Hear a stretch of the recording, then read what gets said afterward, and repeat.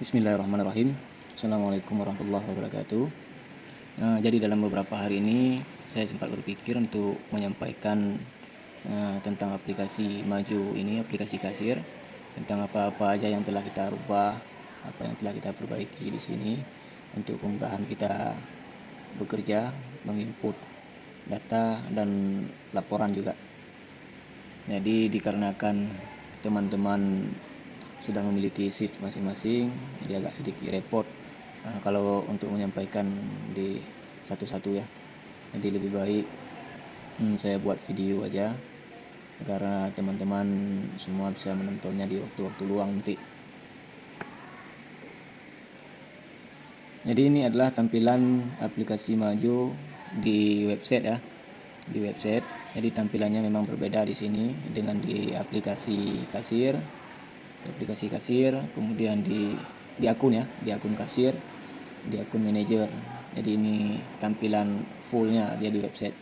Jadi selain untuk kasir ataupun teman-teman karyawan lainnya, tapi untuk pemaimun juga dan bunda juga agar lebih mudah nanti bisa melihat laporan, baik laporan harian maupun laporan bulanan tentang penjualan teras kopi kita. Ada beberapa hal yang sudah saya ubah, saya perbaiki di sini. Yang pertama sekali itu di bagian produk, dan kemudian di bagian keuangan dan laporan juga. Jadi nanti di bagian produk, kemudian di bagian penjualan itu akan mempengaruhi bagaimana tampilan di laporan. Untuk pertama, coba kita lihat dulu di bagian produk untuk sama-sama kita memahami tentang bagaimana sistem penjualan produk kita berjalan dan kemudian bagaimana hasilnya nanti di laporan. Jadi pengaturan produk yang teratur itu akan teratur juga di laporannya nanti.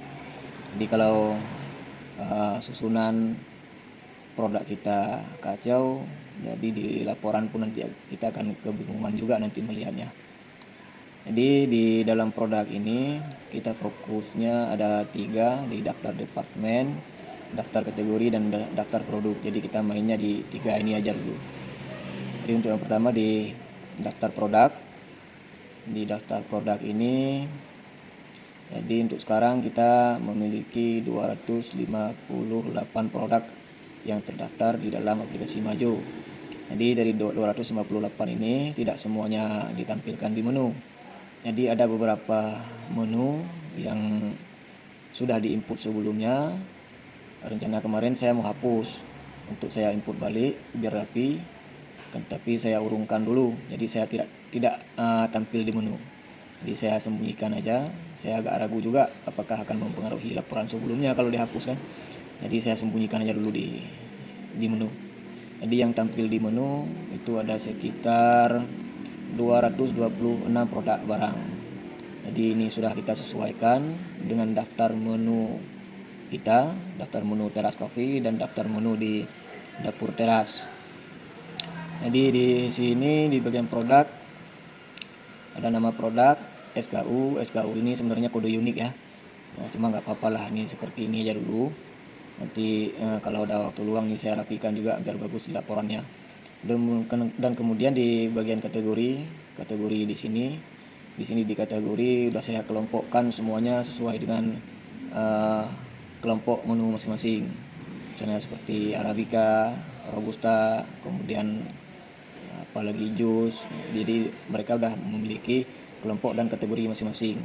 Jadi istilahnya di laporan nanti, hasilnya di laporan kita bisa melihat, kita bisa memfilter bagian-bagian menu apa aja, statistik penjualannya bagus dan kurang. Jadi inilah fungsinya untuk di bagian kategori. Kemudian kalau di harga modal kita nggak input harga modal ya, karena kalau input harga modal di sini biasanya untuk barang stok ataupun menu kita resep dan jumlah resep, semuanya harga resep.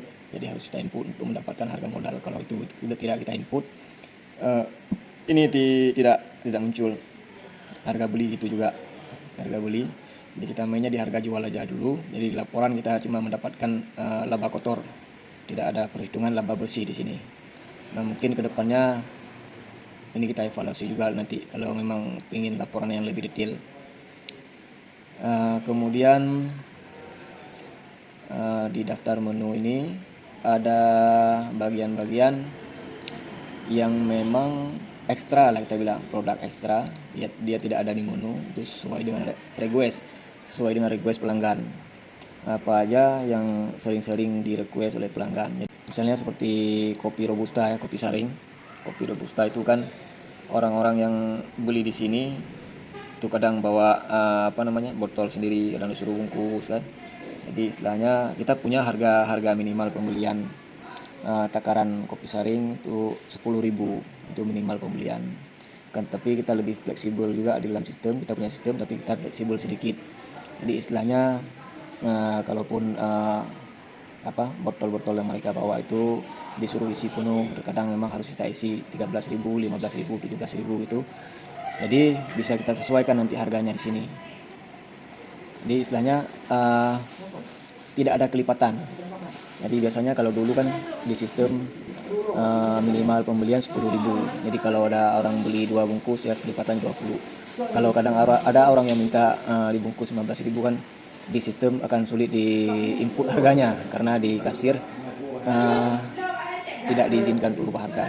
Jadi misalnya untuk kopi saring di sini bungkus ya tidak ada lagi. Kalau dulu namanya kopi saring jumbo. Jadi ini saya buat aja kopi saring bungkus. Kopi saring bungkus baik itu hot ataupun dingin. Jadi ini saya buat satu aja.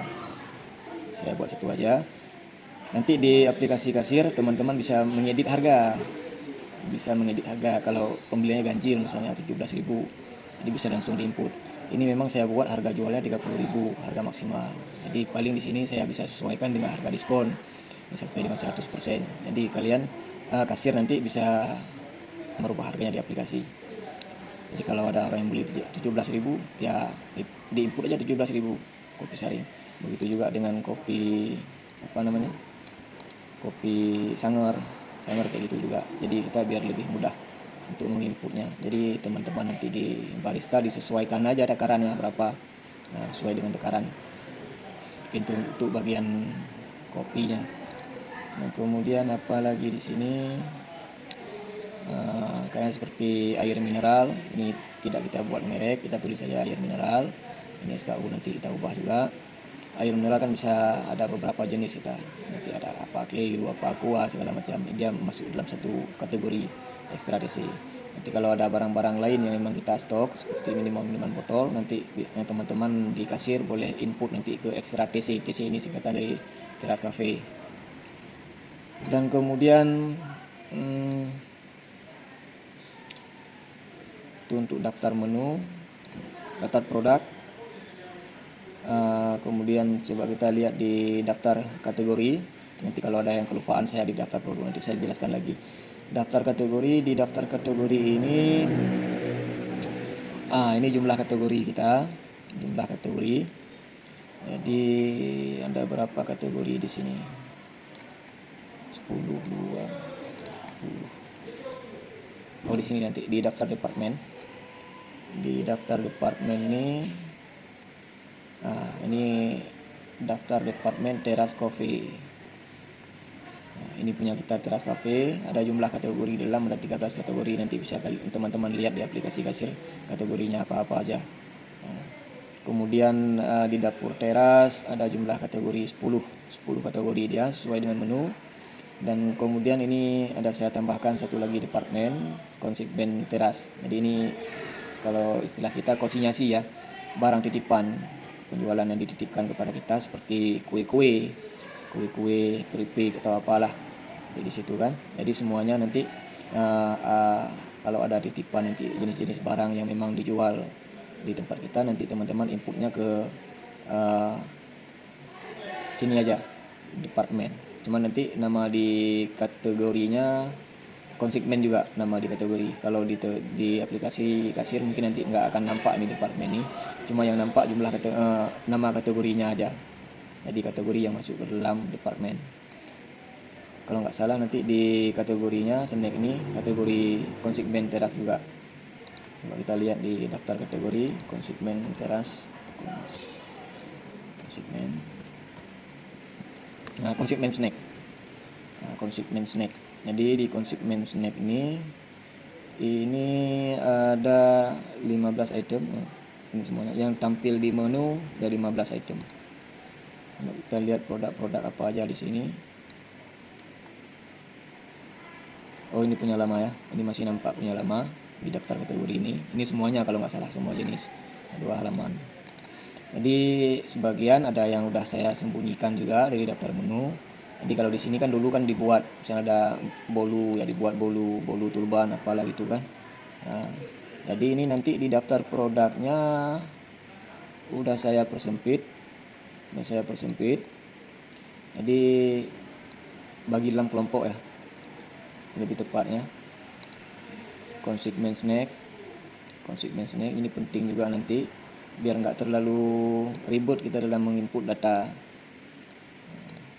Tampil di menu, ini yang tampil di menu 8 produk. Sebenarnya kalau produknya banyak 8. Ini yang paling penting di kue basah ini. Jadi di sini saya buat nama produknya kue basah aja. Jadi istilahnya kita ada standarisasi harga, di harga 2.000, harga 3.000, harga 4 sampai dengan 5.000. Jadi harga terendah standarisasi kita buat 2.000. Kue basah ini bisa apa aja nanti di sini. Bisa kue apa namanya itu? Butai ataupun kue-kue kacang lainnya yang bersifat kue basah. Nanti diinput aja di sini kue basah kalau di aplikasi kasir. Dan kemudian ada kue kering tuh seperti kacang-kacang, keripik yang harganya 2.000 juga. Jadi saya buat perbedaan biar teman-teman lebih mudah menginputnya nanti. Dan kalau seperti dulu kita buat satu jenis kue, kalau ada 20 jenis kue kan jadi agak risih juga pelanggan, nanti kita nanya makan kue apa, ini kue itu, padahal harganya sama. Jadi saya bagi aja. Dan kemudian seperti snack-snack yang lain, popcorn. Ini popcorn 5.000 ya harganya. Seperti popcorn itu memang sudah ada standarisasi harganya tersendiri. Jadi dimanapun kita beli popcorn, kalau di warung-warung kopi orang pun sudah tahu itu 5.000 kan, walaupun nggak ditempelkan harga di bungkusan popcorn tuh. Kemudian ini dari Solmayo yang berbeda-beda harga. Kemudian ini ada roti umah. Jadi pastikan aja nanti kalau yang memang kue-kue agak mahal-mahal sedikit yang masuk ke tempat kita tuh diusahakan ada label harganya kan. Jadi orang pun bisa tahu nanti ini harganya 4.000 ya, kalau dia mau makan ya makan. Daripada nanti udah dia makan kaget juga nanti kalau ada harganya tinggi-tinggi. Kemudian telur ini juga udah ada harganya di label masing-masing. Untuk bagian snack, jadi kita juga bisa tahu nanti di laporan nanti akan muncul kategori konsigmen snack ini sendiri, dia di departemen sendiri berapa penjualannya itu kan. Jadi lebih enak lah kita lihat laporannya nanti. Nah, oke, kita kembali ke departemen teras cafe, dapur teras, konsigmen teras. Jadi saya rasa teman-teman juga udah paham nih tentang departemen ini. Jadi pengelompokan lah biar mudah kita hitungnya nanti. Jadi pengaruhnya nanti memang ke laporan. Jadi kalau kita mau lihat penjualan teras cafe berapa, itu langsung muncul nanti berapa, karena memang kategori dan produknya sudah dikelompokkan ke teras cafe. Kemudian nanti ini sebenarnya untuk Bunda ya sama Om Maimun nanti.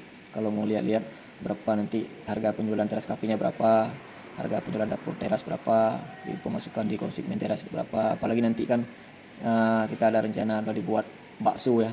Jadi nanti bakso itu kita buat departemennya sendiri, jadi kita bisa tahu nanti penjualannya berapa dia. Jadi udah masing-masing grup lah, jadi udah lebih gampang nanti memilah-milah uang. Jadi penjualan teras, ini penjualan dapur, jadi nggak usah kita hitung manual lagi. Jadi untuk sementara kemarin kan saya buat Excel nih, ya sebenarnya fungsinya untuk hal seperti itu juga, karena kita ada pencatatan manual juga tentang penjualan dapur teras. Jadi karena kemarin belum kita kelompokkan di departemen, jadi kalau mau hitung sekarang di dalam sistem agak sulit kita cari-carinya, nasi ini, nasi itu, ayam ini, ayam itu kan. Jadi kalau untuk sekarang udah lebih gampang lah. Kalaupun misalnya ada ketinggalan di catatan manual, bisa ada data pembanding kita. Jadi nggak usah repot-repot lagi nanti kita cari satu-satu di sistem, bisa kita kelompokkan sendiri. Ini fungsinya sebenarnya kemarin buat Excel untuk itu juga, biar dapat lah kita penjualan dapur teras berapa sesuai dengan catatan manual, dan kemudian pengeluarannya juga. Jadi bisa kita dapat. Ini kemarin sebenarnya rumusnya, karena yang bisa kita hitung secara manual itu penjualan dapur teras, jadi ini saya kurangi aja dari total penjualan semuanya. Tadi sisanya adalah penjualan teras cafe. Tapi untuk kedepannya ini kalau di input ya boleh juga, kalau di input boleh juga untuk kedepannya. Jadi ada untuk mengetahui aja tentang setoran wajib teras. Kalau teman-teman mungkin kalau dulu kan nggak tahu sebenarnya ini penjualannya segini, yang harus disetor ke teras segini, kemudian untuk jadi di sini ini penghitungan manual sebenarnya, ini penghitungan manual. Jadi ini dengan sistem harus sinkron ya. Ini seperti tanggal 15 ini selisih minus 2000, seharusnya ini di atas selisih 2000 juga. Jadi kita bisa mengecek kesalahannya nanti, apakah di aktualnya salah. Kalau salah di dalam penghitungan aktual, maka yang kita input di sistem juga akan salah. Sebenarnya seperti itu untuk kemudahan kasir dalam menghitung uang lah. Nah, oke. Kita kembali ke aplikasi Majo. Jadi di daftar produk nih, nanti kalau teman-teman kasir misalnya ada jenis barang-barang baru ataupun menu-menu baru, kalau memang mau input tidak tahu kategori harus di input mana, nanti boleh tanyakan sama saya aja nanti, ataupun saya yang input juga boleh. Kemudian kita lihat ke bagaimana relasinya ke laporan, efeknya ke laporan kalau kita buat seperti ini. Jadi kalau dulu kita memang agak bingung juga untuk melihat laporannya bagaimana, walaupun masih belum ada dapur teras, masih teras cafe, jadi untuk menghitungnya susah juga. Kita lihat di laporan, cuma kalau di laporan kita fokusnya nanti di laporan produk, kemudian di penjualan departemen, penjualan kategori, dan penjualan ekstra. Kita mainnya di 3 ini aja dulu, ataupun penjualan produk juga boleh nanti kalau mau lihat produk semuanya, tapi nggak apa-apa, lebih gampang lihat di penjualan departemen. Nah, ini efeknya ke laporan nanti. Begini nanti dia akan muncul di laporan. Ini penjualan teras cafe, penjualan dapur teras, konsigmen teras, dan jumlah produk yang terjual di teras. Di sini ada 104. Ini tanggal 16 ya, tanggal 16 Juni ada 145. Kemudian penjualan dapur teras ada 19 produk, konsigmen teras ada 23. Ya, ini kemarin di tanggal 16 masih ada beberapa item lama yang masuk ke dalam tanpa departemen. Jadi baru saya lihat, kemudian kalau nggak salah kemarin udah saya perbaiki juga. Ini kalau nggak salah di pagi hari lah, karena saya sorenya juga ada mencari beberapa item menu yang memang belum dimasukkan ke dalam departemen. Coba kita lihat tanggal 17 hari ini, apakah masih ada menu yang tanpa departemen. Masih ada. Ini ada jumlah produk 4. Berarti ada menu-menu lama yang memang belum saya sembunyikan ataupun belum saya perbaiki lah. Nantilah saya coba cari lagi nih 4 produk ini apa aja yang masuk ke tanpa departemen. Ini berhubungan dengan penjualan, walaupun sedikit 8.000. Jadi biar lebih mantap nanti laporannya. Oke. Nah, kalau nanti kita punya bakso apalagi lah, usaha kita berkembang kan lebih enak seperti ini. Jadi nanti di bawah sini saya buat departemen bakso lagi. Oke, ini di penjualan departemen. Jadi saya lihat presentasinya masing-masing. Kemudian penjualan per kategori. Nah, di penjualan per kategori ini sebenarnya udah masuk semua departemen juga. Nah, penjualan per kategori. Jadi di dalam kategori robusta, konsigmen snack, arabica, teras.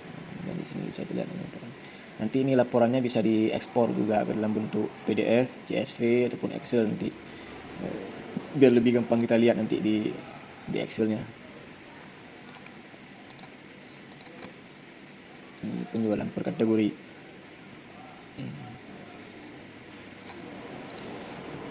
Penjualan ekstra.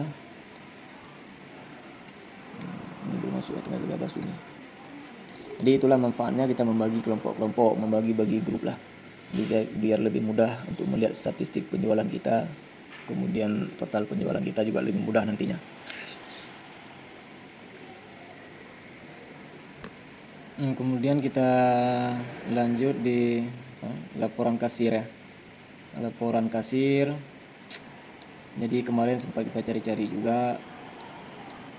Biasanya yang muncul itu per tanggal 17. Kadang kita buka, kita open pukul 7.30, kita closing kasir jam 1 malam, itu kan udah lewat tanggal. Kemarin agak susah juga ngelihatnya bagaimana ini maksudnya. Jadi rupanya di sini di dashboard Majo ini ada penjualan per kasir, ada penjualan per terminal, kemudian laporan tutup kasir. Nah, ini di sini di laporan tutup kasir ini biasanya dia per kasir. Per kasir kalau kita di sini muncul apa namanya ini waktunya. Ini pukul 8.32 muncul waktu closingnya juga. Jadi kita buka aja dulu. Oh ya, ini tanggal 17 belum tutup, tanggal 16. Jadi seperti kejadian semalam. Jadi waktu closing kasir rupanya kertas print struknya itu udah tinggal sedikit sisa, jadi nggak bisa print semuanya. Jadi karena udah closing nggak bisa print lagi. Nanti kita lihatnya di sini nanti. Ini sebenarnya untuk Om Maimunah sama Bunda nanti kalau mau lihat-lihat ini lagi nanti. Kalau misalnya ada kejadian seperti semalam. Ini laporan per tutup kasir.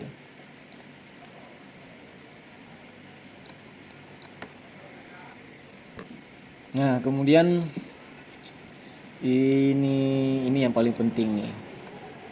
Ini mana dia? Daftar buku kas dan bank. Ini ada kita penerimaan pengeluaran di pengaturan kalau nggak salah. Pengaturan mana larinya? Kasir. Nah, di pengaturan di kasir ini untuk Om Memun sama Bunda juga bisa lihat di kas kasirnya.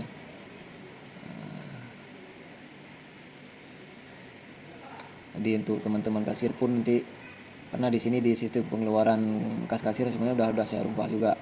Jadi untuk kasir dan teman-teman lain waktu menginput kas masuk kas keluar nanti ada perbedaannya, sudah ada perbedaan, jadi nggak seperti sistem sebelumnya. Jadi di sini pun mana dia? Bukan di sini.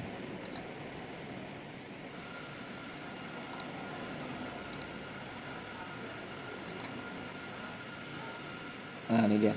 Di kasir, di kategori kas kasir. Jadi untuk pemasukan pengeluaran pun udah saya buat kategorinya masing-masing. Untuk pengeluaran yang paling penting, kalau untuk uang masuk kita cuma modal awal aja. Jadi nggak ada uang masuk lain selain daripada penjualan. Belum ada ya, bukan nggak ada, belum ada. Mungkin untuk kedepannya mungkin bakalan ada juga, kayak seperti reservasi ruangan atau apalah segala macam. Nah, jadi itu ada uang masuk lain juga, nanti dia masuk ke sini dia pemasukannya, nggak masuk penjualan. Jadi sebenarnya ada opsi jasa di aplikasi Majo ini, reservasi masalah. Cuma kita di aplikasi Majo ini belum muncul karena itu udah upgrade ke paket Prime, Majo Prime. Jadi untuk hal-hal seperti itu kalau ada reservasi nanti uang reservasinya bisa masuk ke uang masuk sini aja, bukan di produk penjualan nanti, karena nggak ada kategorinya apa-apa kita di sana. Kategori kas kasir. Jadi untuk uang keluar ini sebenarnya apa yang ditanyakan sama Bunda tadi pagi juga ya. Sebenarnya apa yang ditanyakan sama Bunda kita sedang kerjakan juga di sini. Udah beberapa hari juga. Jenis transaksi, uang keluar. Ini settingan awal yang kita pakai kemarin uang masuk uang keluar. Ini settingan langsung dari aplikasi.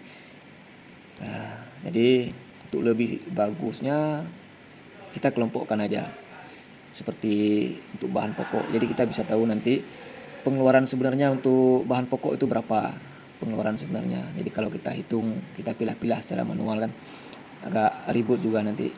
Nah, jadi sekalian nanti kasir kalau input uang keluarnya, kalau misalnya untuk bahan pokok ya dibuat bahan pokok nanti masukkan di situ. Ini biaya produksi bahan pokok TC. beli buah-buah untuk jus, beli rempah-rempah, gula segala macam namanya bahan pokok. Nanti pengeluarannya dimasukkan ke kategori bahan pokok TC. Dan kemudian ada kategori heritage stock. Sebenarnya ini heritage stock fungsinya sama juga seperti bahan pokok, karena ini kita di heritage stock kita menstok bahan-bahan pokok untuk kebutuhan teras cafe. Jadi saya buat dua kategori seperti ini biar ada perbedaannya nanti. Ini bahan pokok yang teman-teman beli di luar, dan kemudian ini bahan-bahan pokok yang teman-teman beli di heritage stock. Jadi kita seperti di sini kopi arabica, kopi robusta, susu segala macam dan lain semua yang tersedia di sini nanti kalian masukkan ke sini juga ke heritage stock untuk lebih kemudahan buat Umjang juga nanti ngelihat berapa udah barang keluar, berapa barang masuk segala macam. Jadi biar mudah pencatatan Umjang juga nanti. Dan kemudian untuk biaya keluar karyawan di sini kita cuma satu pengeluaran aja buat karyawan, beban manfaat karyawan. Itu kalau nggak salah saya biaya makan itu per shift kalau nggak salah ingat saya 60.000. Jadi nggak ada beban manfaat karyawan lain. Jadi itu yang saya tahu. Nanti kalaupun ada uang-uang yang memang untuk manfaat karyawan yang bukan pinjaman atau apalah yang memang menggunakan uang di laci kasir, nanti beban manfaatnya dimasukkan ke kategori karyawan. Kemudian saya kelompokkan lagi ke dalam pemeliharaan untuk uang keluar. Pemeliharaan itu seperti uang keluar kita bayar uang sampah, beli sapu, ataupun apalah kayak tadi kadang mati lampu, kadang kita beli kabel, beli colokan yang memang kebutuhan urgen kita di lapangan yang memang menggunakan uang di laci kasir. Nanti itu dikelompokkan ke dalam pemeliharaan aja. Ke dalam pemeliharaan. Atau apa-apalah lagi nanti. Kadang nanti kalian kayak kemarin hujan nggak ada payung, beli payung, itu kan kebutuhan urgen kalian di lapangan. Jadi yang bisa kalian beli sendiri, kalian masukkan aja ke dalam pemeliharaan. Dan kemudian ada pengeluaran lain sebenarnya dari penjualan kita seperti snack, konsigmen snack tadi, roti-roti, kue-kue itu. Jadi kan itu barang masuk ke kita yang kita jual dan kemudian kita bayarkan kembali kepada pemilik. Jadi itu muncul dalam pengeluaran juga. Kadang kalau ada 6 jenis kue, orangnya datang sekalian satu hari, pengeluaran kita bakalan banyak. Padahal itu pengeluaran dari penjualan mereka sendiri. Jadi uang-uang dari pembayaran untuk konsigmen snack itu bisa kalian masukkan aja nanti ke lainnya di sini. Beban lain outlet. Saya belum menemukan kategori yang cocok akun ini karena ada hubungannya dengan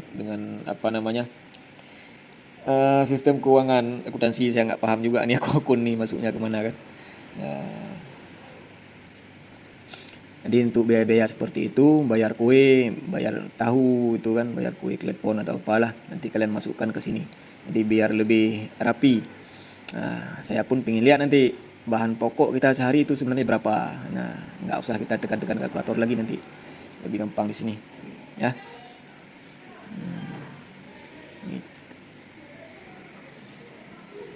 Jadi itu aja dulu. Kalau ada hal-hal lain nanti bisa ditanyakan kembali. Kemudian sebenarnya kalau memang ingin dijelaskan banyak ya. Di kemarin ini ada saya buat table untuk barang-barang heritage stock. Jadi barang-barang seperti susu, UHT, creamer segala macam. Ini ada beberapa stok yang kita stok di dalam. Kita juga bisa melihat nanti statistik bahan baku yang paling banyak digunakan itu per hari itu apa aja. Dan kemudian sesuai dengan dan tidak sesuai dengan penjualan. Susu UHT misalnya hari ini habis 3, kemudian kopi robusta itu bisa tahan berapa hari kita. Jadi biar tahu kita nanti kita harus stok, ini harus stok banyak, ini sedikit nggak apa-apa itu. Jadi lebih termanage lah bahan baku kita. Jadi jangan sampai nanti banyak pelanggan ini nggak ada, itu nggak ada. Jadi dengan pencatatan rapi seperti ini sebenarnya kita udah tahu, udah termanage lah, sampai ke dapur termanage.